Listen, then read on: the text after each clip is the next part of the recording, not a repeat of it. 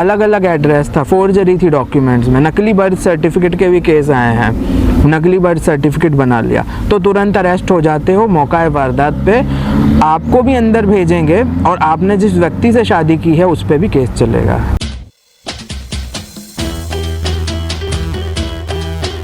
नमस्कार दोस्तों, तो राजा भैया ब्राज़ील वाले में एक बार फिर से आप सभी का हार्दिक स्वागत है। तो दोस्तों, अगर आप ब्राज़ील आना चाहते हो या आपने ब्राज़ील आने के बारे में सर्च किया होगा तो आपके दिल में एक ख्याल ज़रूर आया होगा, मतलब जब आप सर्च कर रहे होगे तो आपने एक वर्ड पढ़ा होगा, फेडरल पुलिस।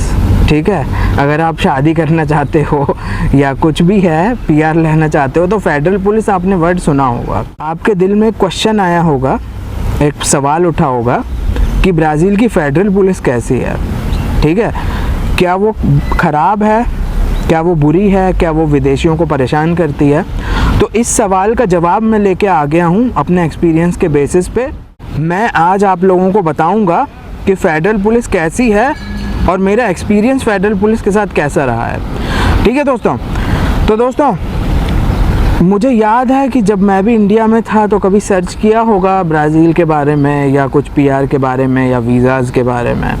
तो जनरली हम लैंड करते हैं, जब हम सर्च करते हैं गूगल पे तो एक्सपर्ट ब्लॉग्स में हम लैंड करते हैं, मतलब वो लिंक्स आती हैं, हम उस पर ओपन करते हैं। ठीक है, तो टूरिस्ट वीज़ा एक्सटेंशन और ये सब चीज़ें जो एक्सपर्ट, मतलब जो भी विदेशी लोग यहाँ रहते हैं या रहे होंगे और उन्होंने अप्लाई किया होगा वीज़ा एक्सटेंड करने के लिए, या फेडरल पुलिस में उन्होंने कुछ भी अप्लाई किया होगा, वो वहाँ लिखते हैं, क्वेश्चन के आंसर देते हैं, फोरम्स होती हैं वो। तो मैंने भी सर्च किया था और मैं भी उन ब्लॉग्स में, वो जो एक्सपर्ट ब्लॉग हैं, फोरम्स हैं एक्सपर्ट की, उनमें मैं भी पहुँच गया था। तो उनमें जो भी मैंने गूगल पे पढ़ा है फेडरल पुलिस के बारे में, वो थोड़ा डराने वाली चीज़ें ही थी। ठीक है, वो उन्होंने ऐसा प्रोजेक्ट किया है फॉरेनर्स ने, जैसे फेडरल पुलिस जो है वो परेशान करती है, जो फॉरेनर्स हैं उनको परेशान करने में ही उनको मज़ा आता है, ऐसा प्रोजेक्ट किया। तो एक मैंने किस्सा पढ़ा था, एक व्यक्ति था आयरलैंड का, उसने कुछ वीज़ा एक्सटेंशन से रिलेटेड पोस्ट किया था। ठीक है, कि वो आयरलैंड से यहाँ आया था, 3 मंथ्स का वीज़ा होता है, आपको पता है, टूरिस्ट वीज़ा। तो उसमें वो घूमा फिरा था और फिर वीज़ा एक्सटेंड कराने गया था, रियो डी जेनेरो में ही था वो। ओके, तो क्या हुआ था कि उसको पोर्तुगीज़ भी आती थी, तो फेडरल पुलिस के यहाँ वो वीज़ा एक्सटेंड कराने गया तो उसने बात की होगी, तो उनको कुछ शक हुआ होगा। फेडरल पुलिस को लगा कि ये कहीं इलीगल तो काम नहीं कर रहे हैं यहाँ पे, पोर्तुगीज़ सब इतनी अच्छी आती है, कुछ हुआ होगा, कुछ उसने वो ज़्यादा ही ज़्यादा, कई लोग करते हैं ना, अपने शान पट्टी दिखाते हैं ज़्यादा, है ना, शो ऑफ करते हैं, तो उसने कुछ किया होगा, तो फेडरल पुलिस को कुछ शक हुआ। तो फेडरल पुलिस ने पूछा कि क्यों एक्सटेंड करा रहे हो, आप ऑलरेडी 3 महीने रुक चुके हो। डेफिनेटली पूछेंगे ना, वीज़ा एक्सटेंड कराओगे तो फॉर्म लेते हैं, रिटर्न टिकट और सब, आपके बैंक स्टेटमेंट और क्रेडिट कार्ड स्टेटमेंट भी वो देखते हैं कि 3 महीने और रहेगा तो उसके पास पैसे हैं कि नहीं है, ये सब चीज़ें। क्या करेगा वो, क्या अभी तक उसने क्या किया है यहाँ पे, तो कुछ हुआ होगा, तो उसकी कुछ बहस हो गई पुलिस से। ठीक है, तो पुलिस से उसकी कोई बहस हो गई और उसमें हुआ क्या कि उसकी सिचुएशन वहाँ थोड़ी गड़बड़ा गई, उसको उन्होंने डिटेन कर लिया, फॉरेनर को, आयरलैंड वाला था, तो डिटेन कर लिया। उनको ये लग रहा था कि वो शायद इलीगल काम कर रहा है और इलीगल काम करेगा, तो उसको डिटेन कर लिया और शायद उसने, कोई महिला पुलिस थी कर्मचारी, उसको गाली वाली दे दी थी। तो कई लोगों को बहुत ज़्यादा हाई जोश होता है, जब आप फॉरेन में कंट्री में रहते हो तो आपको अपनी लिमिट्स में रहना चाहिए, आपको रूल्स फॉलो करने चाहिए, लॉज फॉलो करने चाहिए। तो बस उसको डिटेन कर लिया और 2-3 और पुलिस वाले आ गए पूछताछ करने। तो वो फिर उसने लिखा था कि भाई मैं रोने धोने लगा, थोड़ा एक्टिंग करी मैंने, ऑस्कर विनिंग एक्टिंग करी भाई ने फिर, है ना, और फिर उसको छोड़ दिया, चला गया वापस ब्राज़ील, छोड़ दिया होगा फिर उसने, जो भी हुआ होगा। तो ये नहीं थे, एक ऐसे बहुत सारे थे और नेगेटिविटी दिखाई गई है फेडरल पुलिस के बारे में। तो दोस्तों मैं बताता हूँ, मैं 3 साल से ब्राज़ील में हूँ, फेडरल पुलिस से मैं कई बार मिला हूँ, मेरा वीज़ा आज भी वही रिन्यू करते हैं। ठीक है, इस साल ही गया था मैं मिलने, रिन्यू 1 दिन में ही हो गया था मेरा वीज़ा।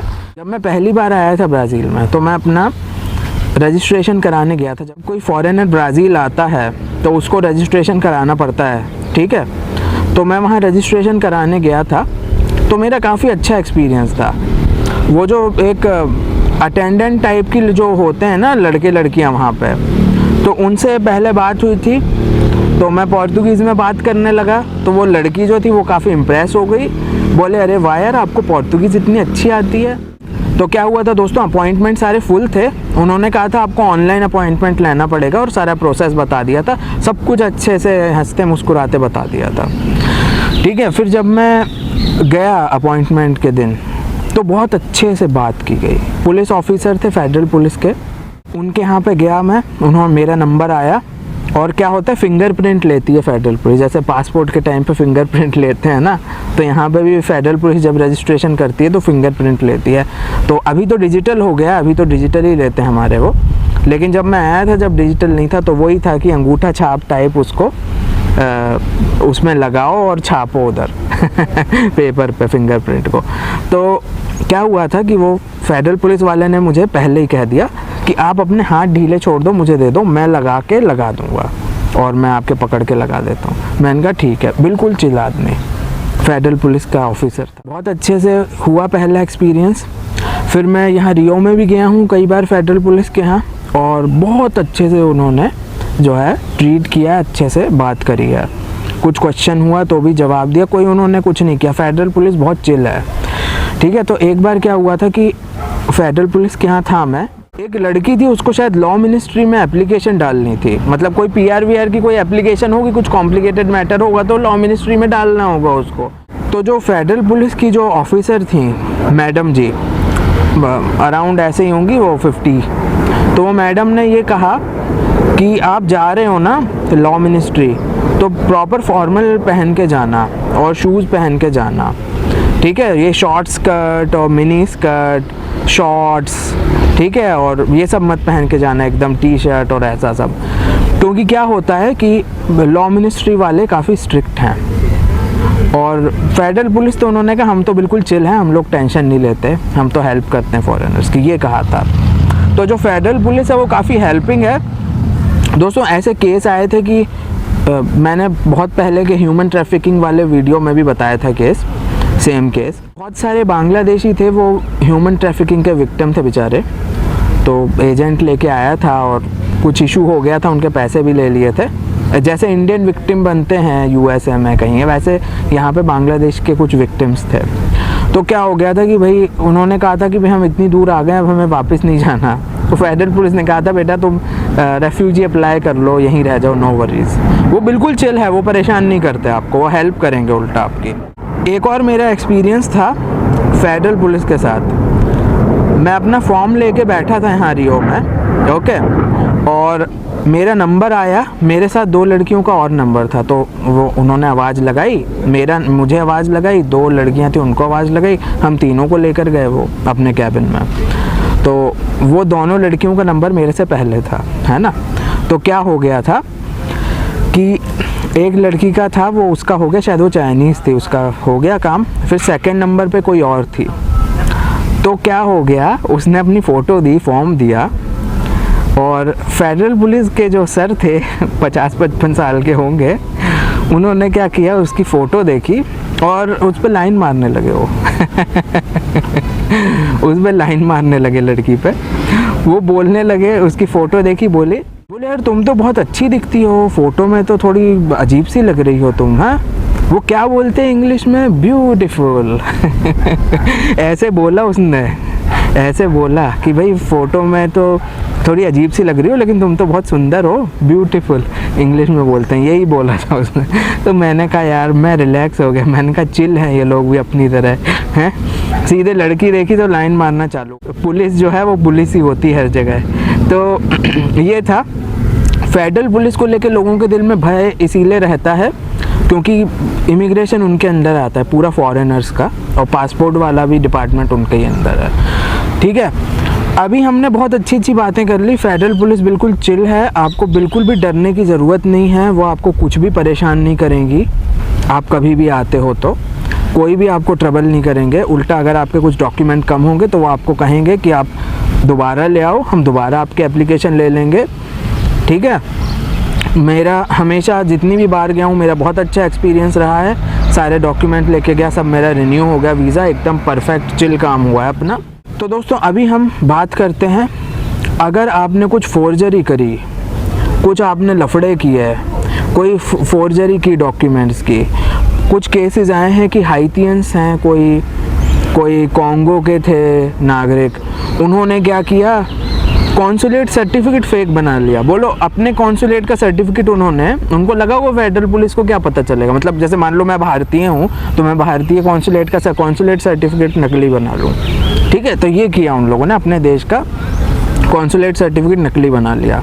तो क्या हो गया, वो वीज़ा वाली शादी वाला केस था, तो फेडरल पुलिस ने उन्हें तुरंत अरेस्ट कर लिया। अरेस्ट करके उनको भेज दिया जेल में, कोर्ट में पेश किया। ये होता है।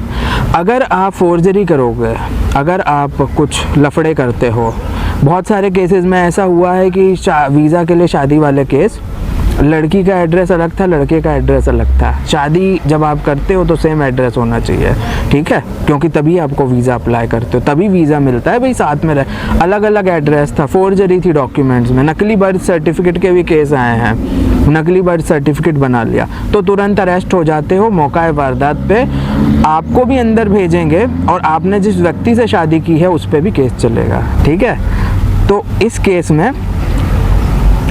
केस में फेडरल पुलिस जो है वो फिर एक्शन लेती है। यहाँ पे वो सब नहीं चलता कि भाई पैसे ले दा के कर दिया, ऐसा कुछ नहीं होता। इमिग्रेशन के मामले में भारत में भी ऐसा कुछ नहीं होता। इमिग्रेशन जो डिपार्टमेंट है वो सब देशों में स्ट्रिक्ट हैं, ठीक है, पैसा ले दे के और ये सब फालतू की चीज़ें नहीं होती हैं। तो आपको सही काम करना है तो आपको कोई परेशान नहीं करेगा। अगर आप गड़बड़ करते हो, धांधली करते हो, झोल करते हो तो प्रॉब्लम होगी। अब रही बात जो कॉन्सुलेट सर्टिफिकेट है, पुलिस क्लियरेंस सर्टिफिकेट है, वो आपको अपने कॉन्सुलेट एम्बेसी से आसानी से मिल जाएगा। वो कोई बहुत बड़ी बात नहीं है, एम्बेसी है, कॉन्सुलेट है, उनकी साइट पे सारे डॉक्यूमेंट्स हैं, ले लो।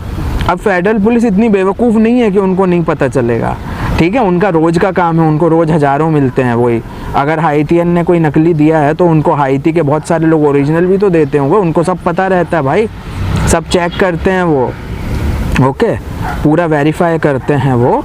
और अगर आप फोर्जरी करोगे तो आपको पकड़ लिया जाएगा, जेल में डाल दिया जाएगा, आपके ऊपर केस चलेगा फ्रॉड का, ठीक है। तो अगर आप सब लीगल काम करते हो तो फेडरल पुलिस का कोई टेंशन नहीं है, एकदम चिल है, हेल्प करेंगे, ओके। और अगर आप किसी कैटेगरी में एलिजिबल होगे वीज़ा के लिए, मान लो PR के लिए, तो वो आपकी मदद भी करेंगे। वो कहेंगे कि भाई इसमें है, वो बता भी देंगे आपको, इतने अच्छे हैं वो लोग। अगर आप वीज़ा के लिए एलिजिबल हो गए किसी और कैटेगरी में, जैसे PR है या 2 इयर्स का रेसिडेंस परमिट भी दे रहे हैं आजकल, तो उसके लिए भी अगर आप एलिजिबल हो गए तो वो आपको बता देंगे और हेल्प करेंगे, ठीक है दोस्तों। तो ये मेरे एक्सपीरियंस थे फेडरल पुलिस के साथ। मुझे पूरा यकीन है कि जितने भी फॉरेनर्स यहाँ पे हमारे इंडियन हैं, पाकी हैं, बांग्लादेशी, सबके अच्छे एक्सपीरियंस ही रहे होंगे। जो गलत लोग हैं फिर वो किसी भी नेशनैलिटी के हों, कहीं के भी हों, गलत लोगों का एक्सपीरियंस अच्छा नहीं होगा, क्योंकि आप गलत काम करोगे तो आपको बख्शा नहीं जाएगा फिर, ठीक है दोस्तों। तो मुझे कमेंट करके बताइए वीडियो कैसा लगा। वीडियो देखने के लिए बहुत बहुत धन्यवाद। जय हिंद, भारत माता की जय, वंदे मातरम।